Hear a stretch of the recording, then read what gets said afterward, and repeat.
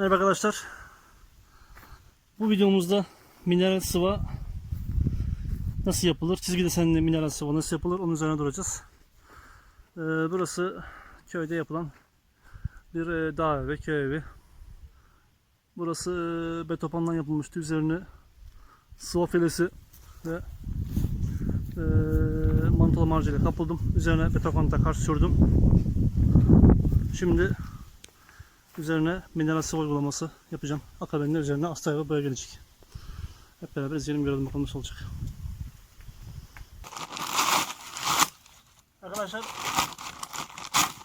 toz mineral sıva miktarımız, su miktarımız arkadaşlar 3 katı olacak. Başka bir deyişle su miktarımız, koyacağımız toz miktarın 3'te 1 kadar olacak. 25 kiloluk bir pakete böyle 8-9 kilo arkadaşlar su yeter.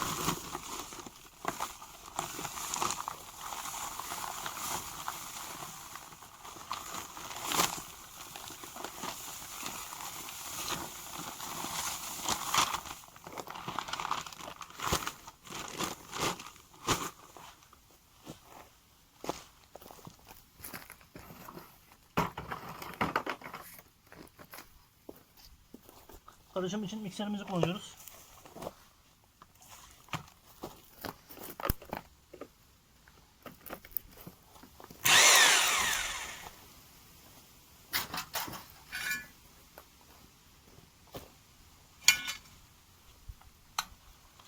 Karışma işlemlerinize böyle karıştırma aparatı kullanın. Elinizi yormayın.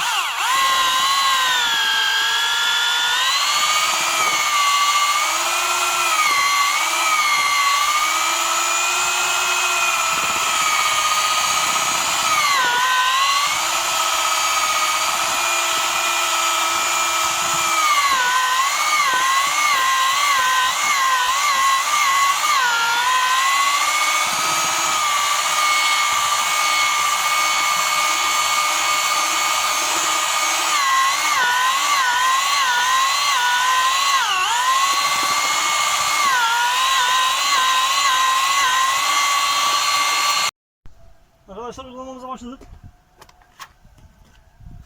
Uygulamamız homojen bir şekilde ayarlanıyor. Bu ara zeminimize çelik vanamızla uygulamaya başlıyoruz.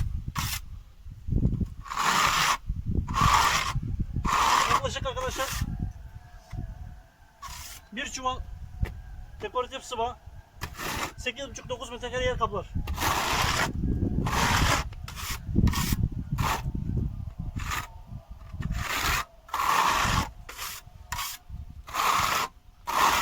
Çelik vanamızı bastırıyoruz.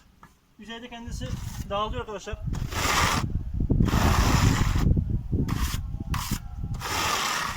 Bu malzemeyi yüzeyde kalın bırakamazsınız. Çelik vananızı bastırırsınız, o malzeme götürür içeri kadar.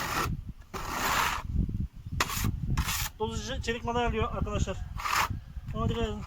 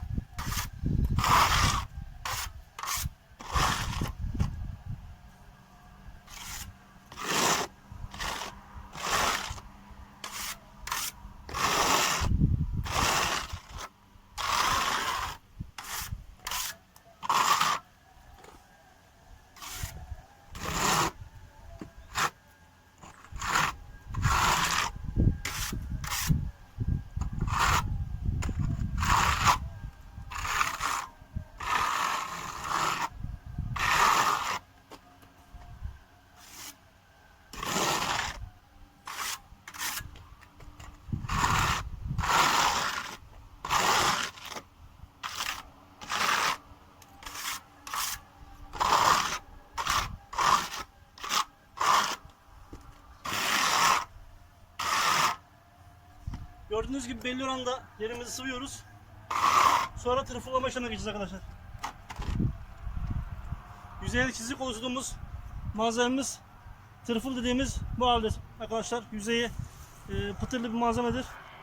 Bununla yüzeyimize çizikler oluşturuyoruz. Sağdan sola çekerek malzememizin fazlasını alıyoruz.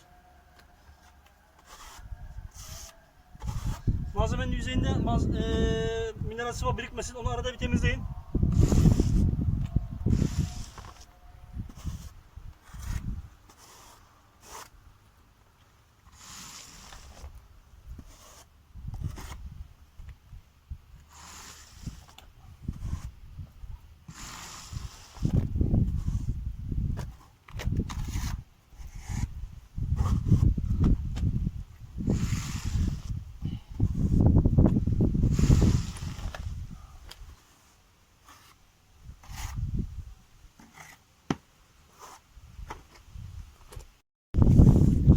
Gördüğünüz üzere tırfılımızı çekiyoruz yüzeyde. Çiziklerimizi, fazla malzememizi alıyoruz.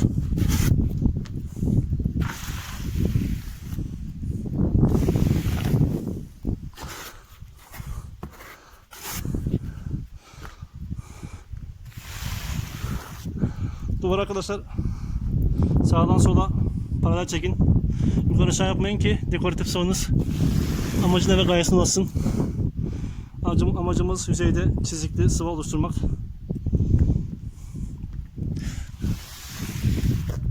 Güzel bir doku elde ettiğinde olay tamamdır.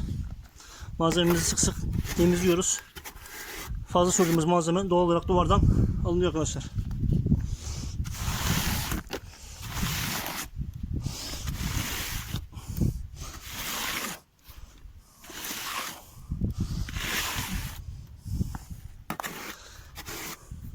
Bu şekilde işlemimizi sürdürmeye devam edeceğiz. Gördüğünüz gibi çizgi desen sıvımız yüzeyde oluşmaya başladı.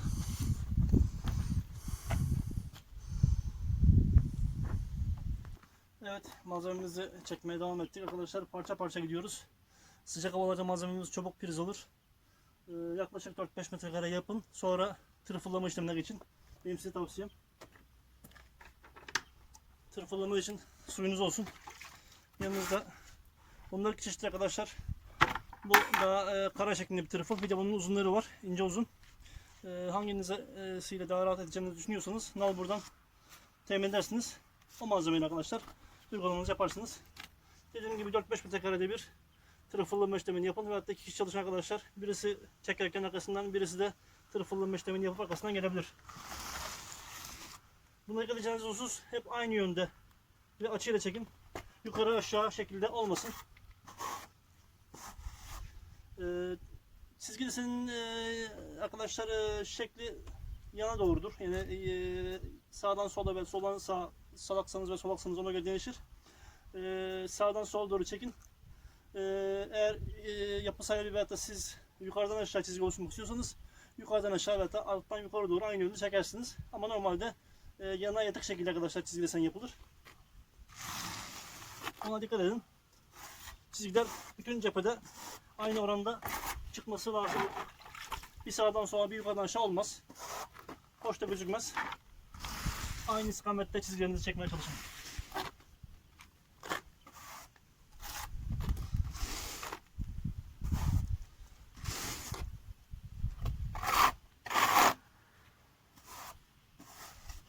Arada bir tırfılınızı nemlendirin.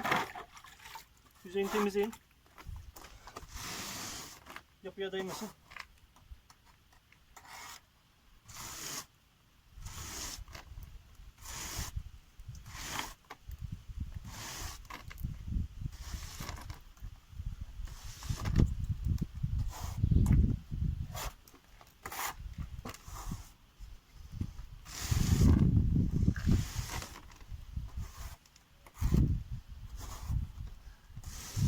Hem tırfıllama sonucunda yüzeydeki fazla malzeme arkadaşlar alınmış oluyor.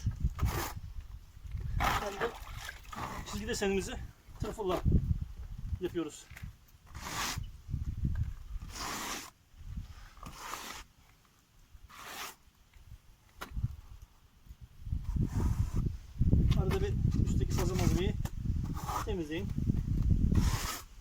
sonra işleminize devam edin. Bu şekilde.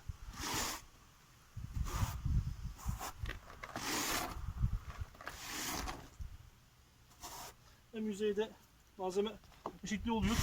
Tırfılla fazla malzemeyi alıyoruz. Bu çizgi desen sıvı arkadaşlar evlerinizin içinde yapabilirsiniz. Evet, çizgili desen sıvamız tüm hızıyla devam ediyor. Yavaş yavaş kendini göstermeye başladı. Boyumuzun yettiği yerleri arkadaşlar, yerden yetmediği yerleri iskele yardımıyla veyahut da bir sehpa ve merdiven yardımıyla yapabilirsiniz. Çizgili desen sıvamız isminde aldığı şekilde çizgiden ibarettir. İçindeki mineral taşlar, kuvars taşlar arkadaşlar. Tırfılı sürdüğümüzde duvarı çizer ve böyle çizikli bir yüzey oluşur. Dış cephede koruyucudur. İçinde fuga katkılıdır arkadaşlar. Dış cepheyi yağmurdan korur. Hem yüzey çatlamalarına karşı binayı korur. Normal filenin üzerine geldiğinde kalın bir tabaka oluşturur arkadaşlar. Güzel de bir görüntü oluşturuyor. Evet, alt kısmının çizgili desen mineral sıvasını bitirdik. Şimdi iskele yardımıyla arkadaşlar üst kısmının da işini bitireceğiz. Bu cephemiz bitmiş olacak. Bu tür sıvalarda arkadaşlar bir gün sonraya bırakmamaya dikkat edin. Nemliyken hemen üst alt veyahut da bağlantı noktalarını bitirin. Yoksa yamalar belli olabilir. Birbirine bağdaştıramazsınız. Bir cepheyi muhakkak aynı gün içinde bitirmiş olun. Bırakacaksanız yapılmadık bir cepheyi sonraki güne bırakın. Adım adım çalışma devam ediyor. Evet arkadaşlar, çizgili sıvamız bu şekilde güzel bir efekt oluşturuyor yüzeyde. Şöyle yakından çekeyim. Gördüğünüz gibi çizgi desen sıvı budur. Arkadaşlar şurayla burasını önce yapmıştım. Yaklaşık 15-20 dakika, yarım saat sonra şu üstteki yeri yaptım. Şu aradaki bağlantı noktasına dikkat edin, yapan arkadaşlar dikkat etsinler. İyice orayı trifilleyin ki bağdaşsın. Yoksa katman oluşursa sırıtır. Evet. Bu şekilde çizgili sıvamız devam ediyor. Cephemizin bir yüzeyi bitti. Bu şekilde çizgi desenli dekoratif sıvamız arkadaşlar tamamlamış olduk. Dediğim gibi aynı gün içinde yapmaya çalışın. Farklı günlerde yaparsanız aynı cepheyi bağlantı yerlerinde, ek yerlerinde sırıtır. Bir sonraki güne bırakmayın. Bu şekilde çok güzel bir doku çıktı.